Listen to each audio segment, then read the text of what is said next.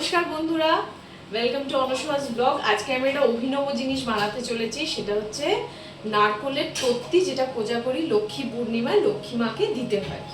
তো এটা আমার ফার্স্ট এক্সপেরিমেন্ট, আমি জীবনে কোনোদিন বানাইনি।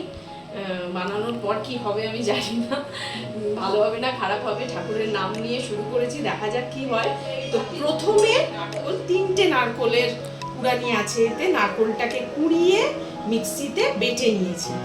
তো এই নারকলটাকে ফার্স্টে ভালো করে কুড়োতে হবে, কুড়িয়ে নিয়ে মিক্সিতে অল্প সামান্য জল দিয়ে বাটতে হবে। যদি নারকলটা একটু শুকনো হয়, নারকলটা যদি একদম তরতাজা ভালো নারকল হয় তাহলে জলের প্রয়োজন হবে না, নারকলের নিজের যে একটা মানে মশলা থাকে সেটা দিয়ে হয়ে যাবে।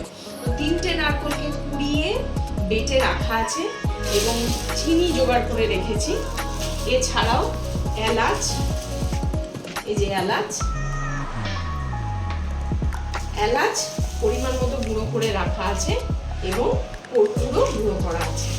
এবার যেটা করব, আমি তো কোনো পরিমাণ জানি না, আমি আমার শাশুড়িমাকে জিজ্ঞেস করব। খই বলছি, নারকল আর চিনি একসাথে মাখবো। নারকলটা একবার দেখাও। আচ্ছা বন্ধুরা, আমি এর ভেতর এই বাটি 2 বাটি চিনি দিয়ে দিয়েছি আর সামান্য পরিমাণ জল দিতে বললো, এই জলটা এর ভেতর দিয়ে দিলাম। এবার এটাকে মাখতে হবে।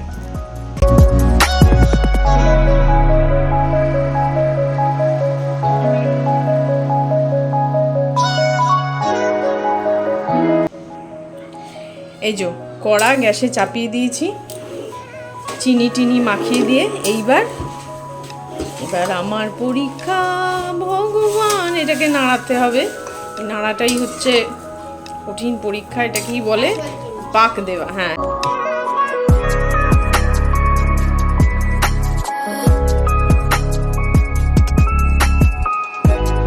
দেখছো বন্ধুরা, এই চিনিটা পুরোটা মেল্ট হয়ে গেছে, সুগার সিরাপের মধ্যে নারকলটা ফুটছে।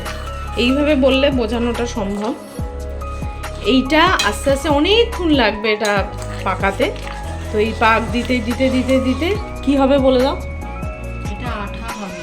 আঠা বলে নারকেলটা যখন হাতে নিয়ে দেখবো আমার একটুখানি আঠা চিটচিটে ভাব হয়েছে, তখন এটাকে আমি সন্দেশ বানাবো। তোমার কিছু বক্তব্য আছে? তুমি তো দর্শক। যাই হোক, এই যে ফুটছে দেখছো, এটা সময় লাগবে। দেখো আরো জল ছেড়েছে, কিন্তু এখনো অনেকটা সময় বাকি।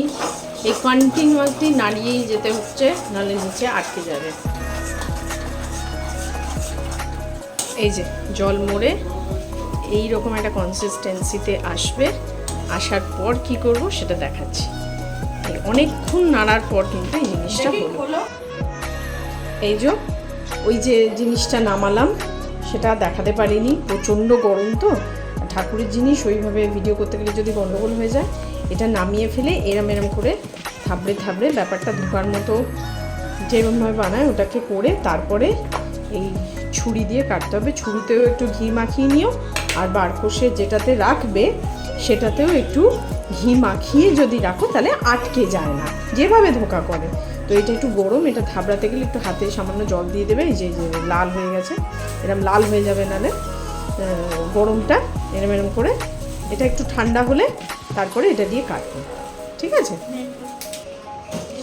এই যে ওই জিনিসটা ছোট ছোট করে কাটা হয়ে গেছে, জানি না কেমন হয়েছে। আমি কেটেছি ভুল, এটা কাটা উচিত ছিল বরফির মতো, কিন্তু প্রথম করছি তো বুঝতে পারিনি ঠিক। তো ওই কেটে পিসগুলোকে উল্টে ঠান্ডা করে শুকিয়ে এই কৌটোয় পুরে রাখবো, কালকে মা লক্ষ্মীকে দেওয়া হবে। কমপ্লিট নারকলের তত্ত্বী।